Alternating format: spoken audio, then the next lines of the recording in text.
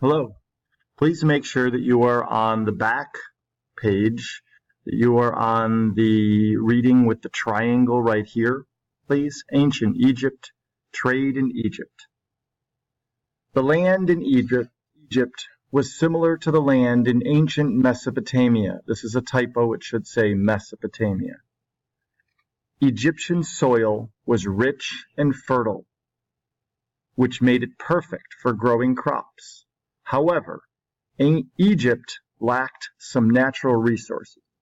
They did not have forests that supplied timber and minerals.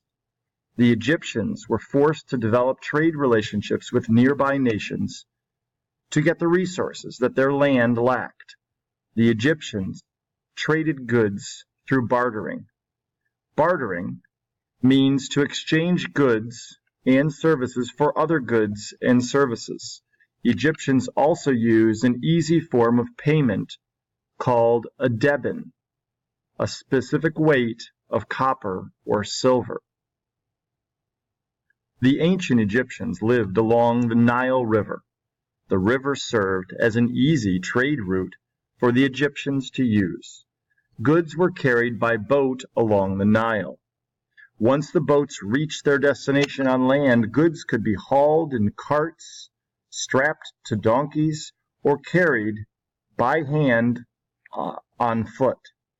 Most trade transactions took place in open-air markets near the docks of the river. Some trades occurred near the entrances to cities. People who traded goods for a living were called merchants. They were highly respected in society.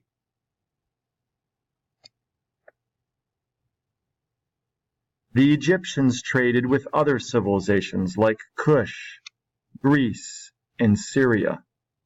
Precious stones, gold, and ivory were imported or purchased and shipped in from Kush. The Egyptians imported luxury goods from other nations. Luxury goods are goods that aren't important to survival, but make life more comfortable and enjoyable. Gold and precious stones were some of the luxury goods that the Egyptians imported. Egypt's main exports, or goods that are shipped out of the country for purchase, were papyrus items, stones, gold, copper, and crops. The trade relationship between Kush and Egypt was complicated. Kush was rich in many of the natural resources that Egypt lacked. The powerful Egyptians gradually conquered Kush. They forced the Kushites to pay the Egyptian pharaohs. The Egyptians also forced their culture on the Kushites. Kushites had to learn to speak the Egyptian language. They also had to change their dress and religious beliefs. Centuries later, when the Egyptian kingdom fell, Kush became an independent nation again. Eventually, Kush conquered Egypt. Egypt's trade relationships impacted the country's development.